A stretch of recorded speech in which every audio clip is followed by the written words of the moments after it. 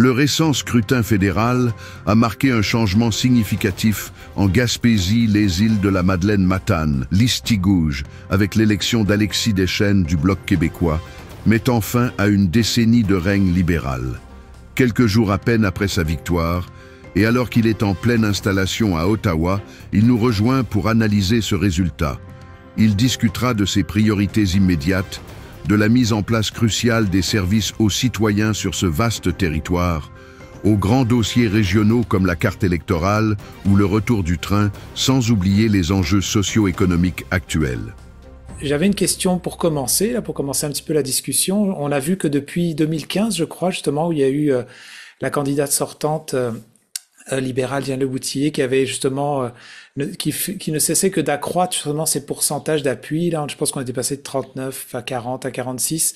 Puis là, il y a eu un renversement de vapeur, comme on dit. Comment est-ce que vous expliquez ça justement, qu'on est passé que ça s'est renversé comme ça la situation? Il y en a qui parlent de le territoire a changé beaucoup aussi. Alors c'est selon vous, qu'est-ce que ça serait quoi l'information à ce sujet-là? C'est sûr que c'est quand même assez difficile à dire parce qu'on parle de dizaines de milliers d'électeurs, hein. On parle de 95 000 électeurs, 60% qui ont voté. Donc, on est dans à peu près 50 000 personnes là, qui ont voté. Nous recevrons les résultats détaillés pôle par pôle là, dans les prochains jours. Ça nous permettra de voir un peu peut-être les dynamiques secteur par secteur. Alors, ce que je peux vous dire, c'est que lors de cette campagne, j'ai senti un désir de changement. Alors ça, il y avait ça. Ça faisait 10 ans que les gens étaient représentés par le Parti libéral du Canada, puis on sentait un désir de changement. Maintenant, il y avait aussi des vents contraires. Il y avait la peur qui était disséminée par les menaces presque quotidiennes de M. Trump. Alors, il y avait ça. Il y avait finalement aussi donc une espèce de contexte qui était vraiment particulier. Euh, Qu'est-ce qui fait que les gens ont décidé de me faire confiance et de faire confiance au Bloc québécois? Je pense qu'ils n'ont pas cédé à la peur, qu'ils ont tendu l'oreille et qu'ils ont accepté. Et grâce à nos médias régionaux comme vous, on a la possibilité dans l'Est du Québec, Gaspésie, Matane, les îles de la Madeleine, on a la possibilité de parler avec les électeurs et pas seulement que ce soit les nouvelles avec les chefs au national. On a une discussion régionale sur le rôle du député. Est-ce qu'il faut absolument que le député soit au pouvoir? Quel est le rôle du député? Quel est le lien entre l'appartenance politique du député puis les investissements fédéraux? Alors, ce sont toutes des conversations vraiment importantes sur la base finalement du système politique et qu'on a pu avoir avec les électeurs. Et je pense que les électeurs ont tendu l'oreille et ils ont décidé cette fois-ci, dans un nombre vraiment important, de faire confiance à un député, oui, qui serait dans l'opposition, mais qui fera preuve d'écoute, qui va mobiliser, qui va agir, qui va porter les luttes citoyennes sur ses épaules avec les gens de la place et qui va travailler comme ça pour faire avancer nos intérêts à Ottawa. Et c'était essentiellement le message qu'on proposait. Et là, ce qu'on voit, c'est que ça a bien fonctionné, que les gens ont embarqué dans ce projet-là. Et moi, ce qui me touche, c'est que depuis la campagne électorale, les gens me tapent sur l'épaule puis me disent, j'ai gagné mon vote. Alors, j'aime beaucoup constater que c'est la victoire des électeurs, que c'est la victoire d'un nombre impressionnant de gens qui ont cru dans ce message politique-là. Et maintenant, c'est leur victoire. Et moi, c'est un immense honneur de les représenter à Ottawa et d'avoir le mandat de défendre leurs intérêts. Puis en parlant de représentativité justement et accès à la population, je sais que vous faisiez partie justement de ceux qui se sont battus fort pour que le territoire ne soit pas forcément modifié. Maintenant que vous êtes élu, c'est quoi votre position là-dedans? Et est-ce que c'est quelque chose auquel vous allez continuer à défendre ou comment ça va se passer? Ma position ne change pas. Le dernier redécoupage a violé les droits politiques des Gaspésiens et des Madelinots et nous a fait perdre une voix à Ottawa, en plus de créer une circonscription qui, à mon sens, puis je pense au sens de tous les gens là, sur le territoire, est trop vaste. Alors, ce recours-là, judiciaire, nous allons le maintenir, sous réserve de ma capacité comme député de continuer à mener ça. Ça, il faut que je vérifie cet aspect-là, mais je l'ai pris comme citoyen. Alors, moi, mon intention, à moins qu'il y ait des obstacles légaux à ça, mon intention, c'est de poursuivre ce recours-là et de pouvoir aller le plaider moi-même en cour d'appel fédéral à l'automne, parce qu'on ne lâchera pas là-dessus. Et ce qu'il faut, moi, ce que j'ai, c'est le mandat de défendre les intérêts des Gaspésiens, des Madelinots, des gens de Matane. Et leur intérêt, c'est d'avoir le plus grand nombre possible de représentants élus à Ottawa et d'avoir aussi une facilité d'accès aux députés. Alors, on lâche rien.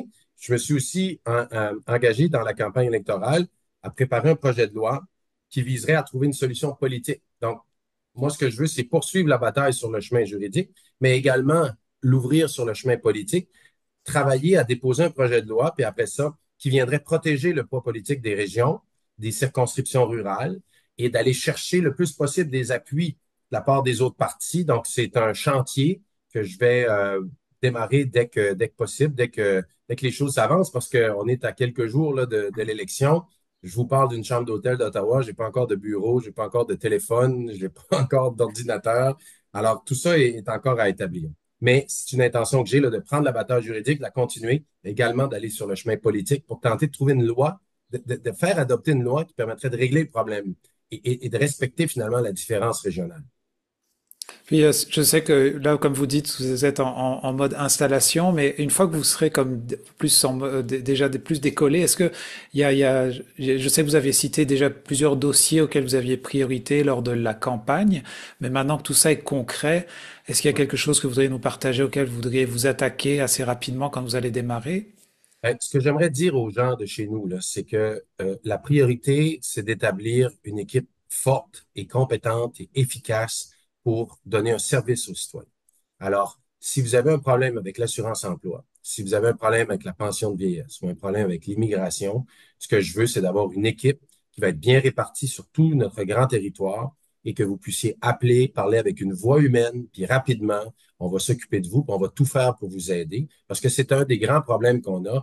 Parler à la fonction publique fédérale lorsqu'on a un citoyen, c'est extrêmement difficile. Il y a bien des gens qui n'y arrivent pas ou qui vont se décourager. Or, nous, au bureau de députés, on aura des lignes dédiées qui nous permettent de rentrer plus rapidement en contact. Alors ça, c'est ma priorité. Je travaille là-dessus. Je veux juste que les gens comprennent que ça va me prendre quelques jours, peut-être semaines, parce que on a peut-être 6 bureaux, 5 bureaux à ouvrir. Alors, il faut trouver ces bureaux-là, il faut les aménager. Et puis après ça, il faut embaucher une équipe. Alors, j'ai déjà identifié certaines personnes, mais il m'en reste encore à embaucher. Et comme je vous dis, là, je suis à Ottawa, j'ai pas encore, en fait, je suis même pas encore député assermenté. Ça va se faire la semaine prochaine ou l'autre. J'ai une formation cette semaine à Ottawa, jeudi, vendredi, où là, je vais avoir bon, accès à toute l'information. Quel est le budget exactement dont je dispose? Comment est-ce que tout ça fonctionne? Alors, l'objectif est très clair, ma destination est très claire. Mon but, c'est de m'y rendre le plus vite possible. Je veux juste dire aux gens, si vous nous envoyez des demandes, on en reçoit beaucoup présentement, on les reçoit, on les perd pas, mais ça va me prendre un peu de temps pour établir là, la structure. Pas, ça me prendra pas des mois, ça va me prendre quelques semaines. Alors, je demande de la patience, mais je vous assure que ma priorité, c'est d'être là pour les citoyens. Maintenant, sur les dossiers régionaux, on peut aller là-dessus également. On a pris plusieurs engagements basés vraiment sur les besoins de la communauté lors de cette campagne électorale. Alors, dès que je suis installé d'un bureau, on va en faire la liste, puis on va se faire un plan d'action pour chacune de ces propositions-là. À très court terme, c'est sûr que le retour du train de Via Rail jusqu'à New Carlisle, c'est une priorité. Le rail sera fonctionnel en septembre ou moins. Via Rail refusait jusqu'à tout récemment de reprendre le service alors qu'il n'y a aucune raison de le faire. Alors ça, je veux travailler sur cet enjeu-là. Maintenant, mais tous les engagements qu'on a pris sont importants. Intégrer le phare de Cap-des-Rosiers au parc Forillon, trouver une façon de le restaurer, ça aussi, il va falloir qu'on regarde ça rapidement.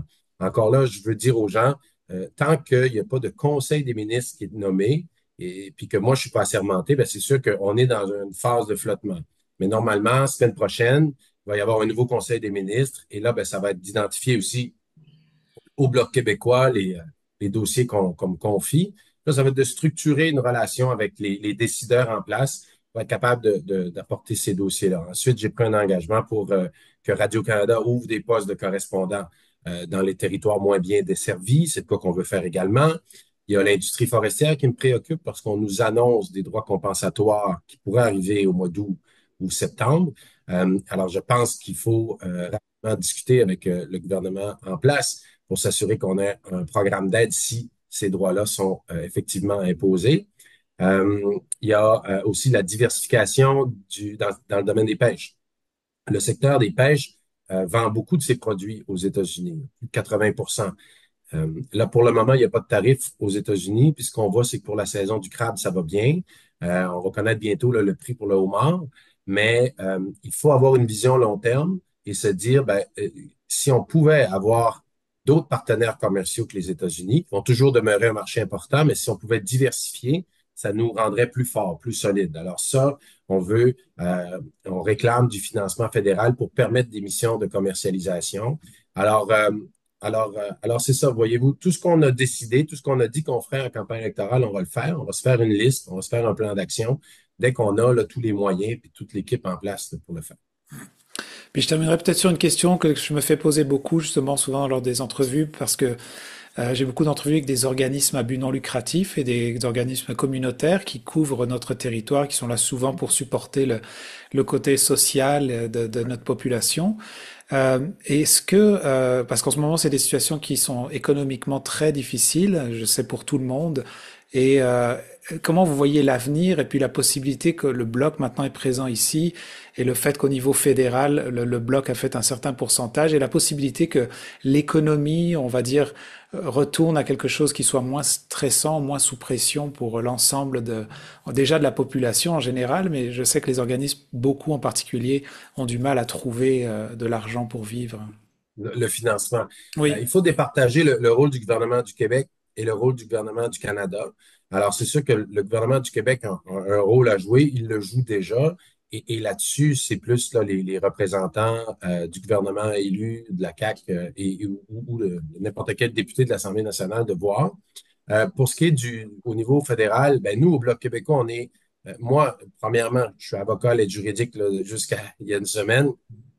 Je suis très conscient de la précarité financière, du fait qu'il y a plusieurs personnes qui arrivent ou qui tentent d'arriver avec des revenus qui sont absolument inadéquats, autant au niveau de la pension de la vieillesse que de l'assurance emploi.